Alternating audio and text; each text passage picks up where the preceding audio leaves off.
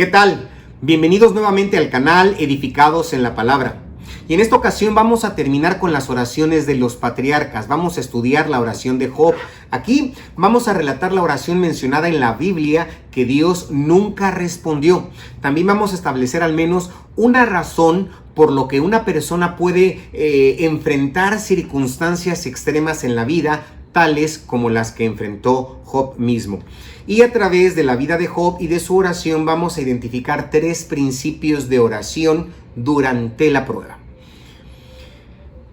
Aunque el libro de Job aparece mucho más tarde en el canon sagrado, hay mucha incertidumbre sobre su fecha y la época en que vivió Job.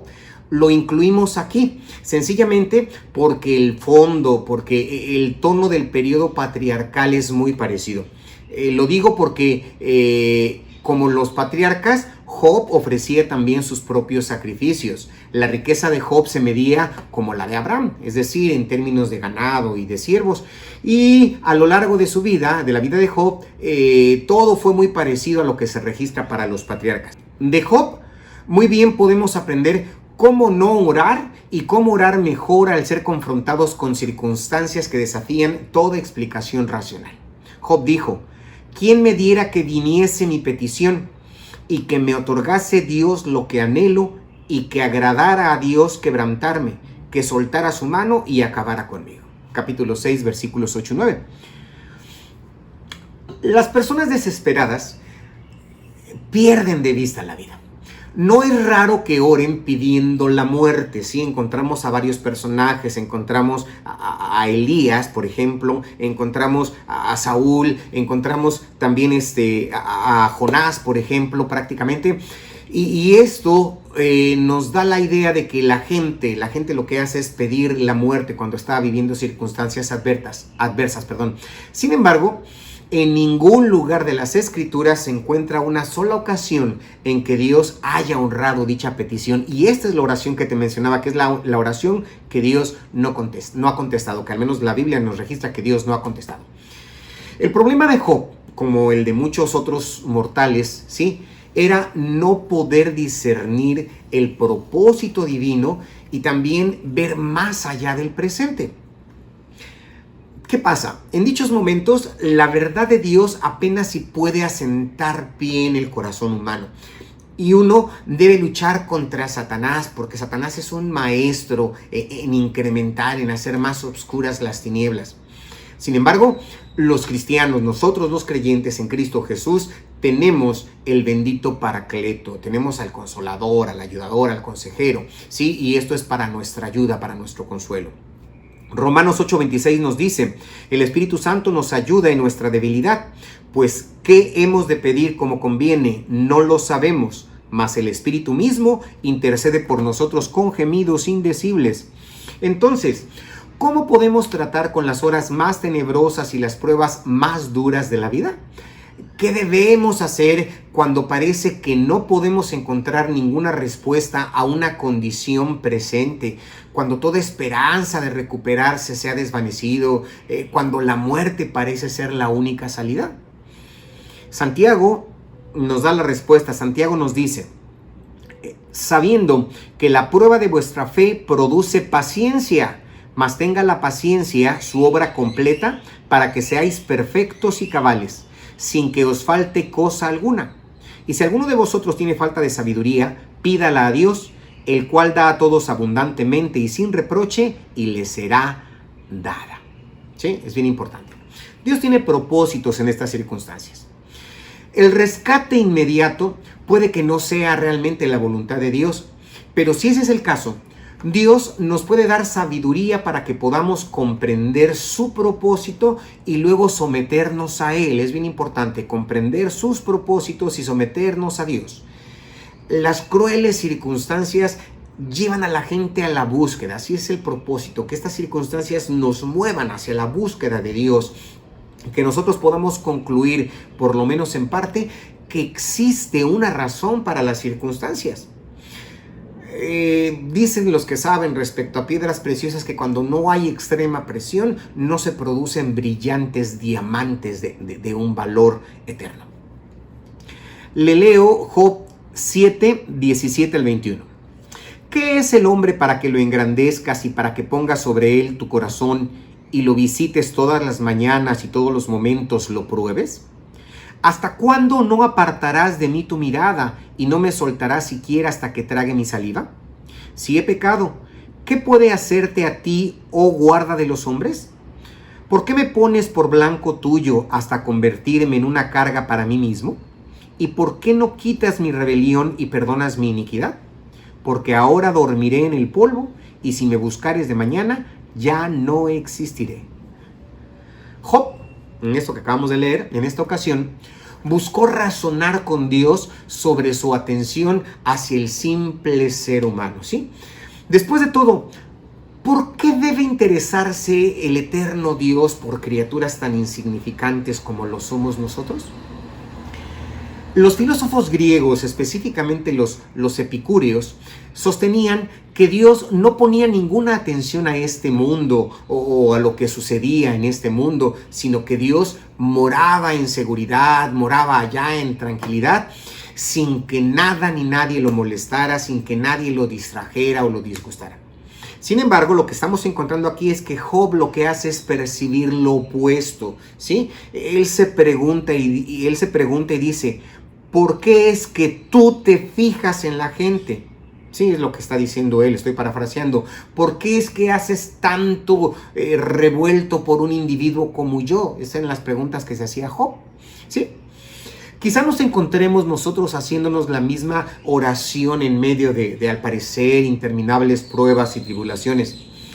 Pero Dios sí de verdad se interesa por el bien y el mal que parece rodearnos tan terriblemente hasta el punto en que no podamos discernir el uno del otro.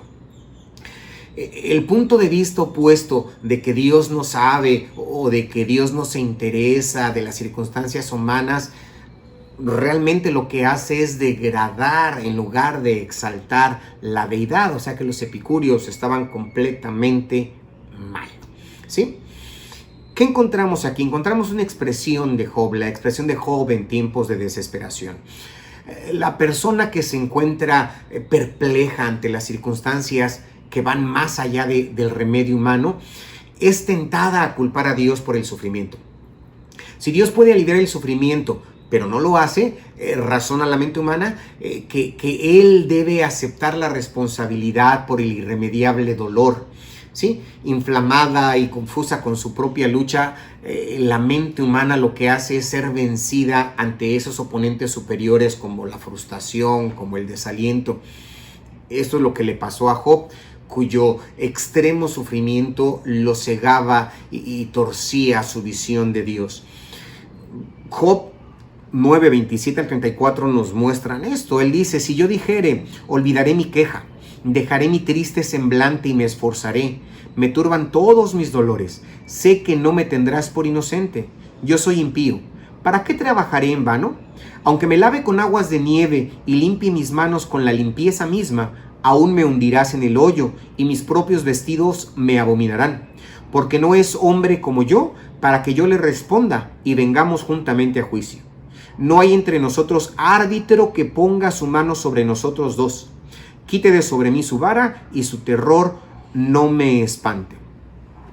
Lo que estamos viendo aquí es que el sufrimiento puede llevar a la persona hasta el punto de estar cerca de perder el equilibrio mental, cerca de perder el equilibrio emocional.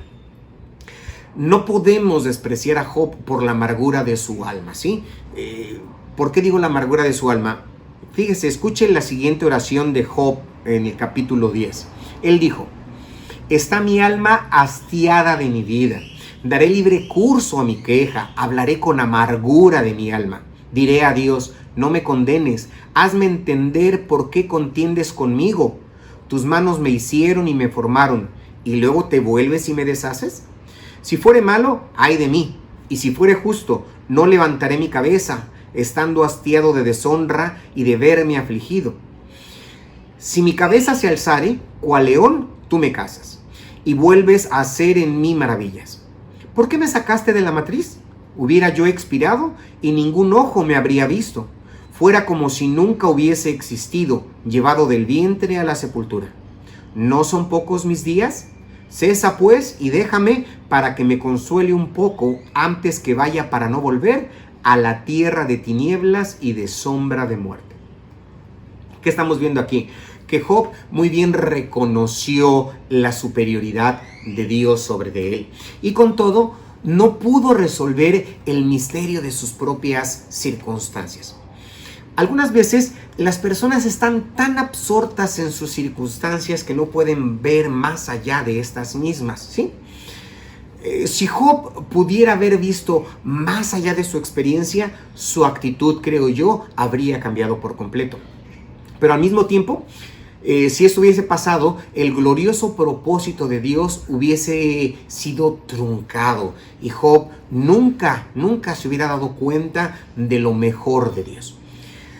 Los que conocen a Dios, los que conocemos a Dios, sabemos que el glorioso final está en sus manos. Esa seguridad de que el glorioso final, nuestro final, está en manos de Dios, nos da o nos crea una tremenda confianza, nos da paz.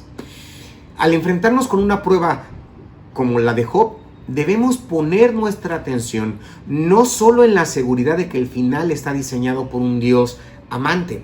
Sí, debemos ver más allá. Las personas desesperadas lo que hacen es orar y piden morir o por lo menos escapar en un arranque de fantasía. Pero este escapismo rara vez produce una solución digna.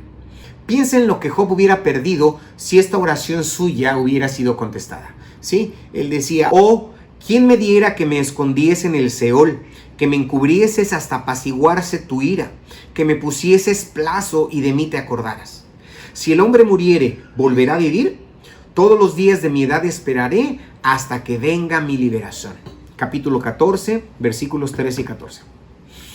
Aunque hay elementos de confrontación en esta oración, cuando esta brota de una sincera confusión, de un intenso sufrimiento, tenga la certeza que Dios no se ofende, Dios no se enoja. Parece que Job lo que hacía era luchar con el significado completo de la vida y de la muerte. Job apeló pidiendo iluminación sobre el futuro. Él dijo, si el hombre muriere, ¿volverá a vivir? ¿Sí? Las grandes pruebas, las terribles luchas obligan a uno a hacerle frente a los asuntos. Pero el cristiano tiene una gran ventaja, puesto que nuestro Salvador Jesucristo, como dice Pablo a Timoteo, Él quitó la muerte y sacó a luz la vida y la inmortalidad por el Evangelio. En tales ocasiones, la persona hace bien en recordar ese mensaje, esa recomendación salomónica de Proverbios 3:5. Salomón dijo, fíate de Jehová de todo tu corazón y no te apoyes en tu propia prudencia. A su debido tiempo, las nubes desaparecerán, como para Job, y Dios será visto por quien Él verdaderamente es, el Dios de gran sabiduría y misericordia. Entonces, nosotros encontramos 4 principios. Primero, debemos poner nuestra atención no solo en el presente dilema, sino en la seguridad que el final está ideado por un Dios amoroso. Segundo, sea honesto, ¿sí? Debemos ser honestos en nuestras oraciones. El Señor no se ofende, Dios no se enoja por nuestras preguntas honestas. Tercero, hágale frente a los asuntos, ¿sí? Cristo ha destruido la muerte y nos ha dado la vida. Y cuarto y último, confíe en Dios de todo corazón y en todo, ¿sí? Sin importar lo que suceda. Esto nos muestra una sumisión. Aquí la narrativa de Job nos muestra una sumisión a la soberanía divina, a la soberanía de Dios. ¿Por qué? Porque este amargado tono de la oración de Job, este mórbido tono de la oración de Job, llegó a cambiar, ¿sí? Algo hizo que se provocara un cambio de posición. ¿Qué pasó? Job mismo nos da la causa. Él dice en el capítulo 42, versículo 5, de oídas te había oído, mas ahora mis ojos te ven. ¿Qué encontramos aquí? La perspectiva de Job acerca de toda la vida y aún de la muerte misma fue radicalmente alterada cuando contempló a Dios como Él verdaderamente es. Fíjese, capítulo 40, versos 3 al 5. Entonces respondió Job a Jehová y dijo: He aquí que yo soy vil. ¿Qué te responderé? Mi mano pongo sobre mi boca. Una vez hablé, mas no responderé. Aún 2 veces, mas no volveré a hablar. Capítulo 42, versos 1, 2, 5 y 6. Respondió Job a Jehová y dijo: Yo conozco que todo lo puedes y que no hay pensamiento que se esconda de ti. De oídas te había oído, mas ahora mis ojos te ven. Por tanto me aborrezco y me arrepiento en polvo y ceniza. ¿Sí? ¿Qué pasa? Ya no más trató Job de igualar su ingenio con Dios y de resolver racionalmente sus propios problemas. ¿Qué pasa? Job ya no presentó su propia justicia. Job ya no luchó con las frustraciones por las circunstancias que parecían no tener fin. En lugar de eso, él trató de verse a sí mismo de una manera completamente distinta, que es en verdad lo que siempre sucede cuando las personas ven a Dios. ¿Qué pasa? Job se veía a sí mismo como alguien indigno. Su confesión fue humilde, su confesión fue sincera. Él dijo: he hablado demasiado, ¿quién era yo para discutir y debatir con Dios? Verdaderamente yo busqué de tratar con asuntos que están más allá de mi insignificante habilidad, asuntos que yo claramente ignoraba, asuntos sobre los cuales debía haber tenido un buen sentido y debía haber callado. Sí, estoy parafraseando la oración de Job. Lo que encontramos aquí es una confesión genuina, y la confesión genuina lleva o puede en verdad ser parte de un verdadero arrepentimiento. Él dice: por tanto me aborrezco y me arrepiento en polvo y ceniza. ¿Qué cambio ocurrió al final de su prueba? Job se vio a sí mismo como alguien indigno y se arrepintió de su orgullo. Entonces, son los principios que podemos encontrar en la vida del patriarca Job. Terminamos los patriarcas. Los patriarcas eran personas de oración, ¿sí? Todos ellos, aunque procedieron del patrón formalizado de adoración y perdón dado a través de Moisés, ellos sabían que Dios exigía el sacrificio, que Dios exigía la obediencia. Y al cumplir con estos requisitos, todos ellos gozaron de una comunión que demuestra que Dios les habla y acepta la adoración de aquellos que sinceramente buscan su rostro. Busquemos el rostro de Dios en oración. Si tienes algún comentario o alguna pregunta, incluso alguna necesidad, escríbelas aquí. Y no olvides suscribirte. Activa la campanita para que recibas notificaciones cuando subamos un nuevo video en este canal. Recuerda, la palabra nos edifica. Bendiciones.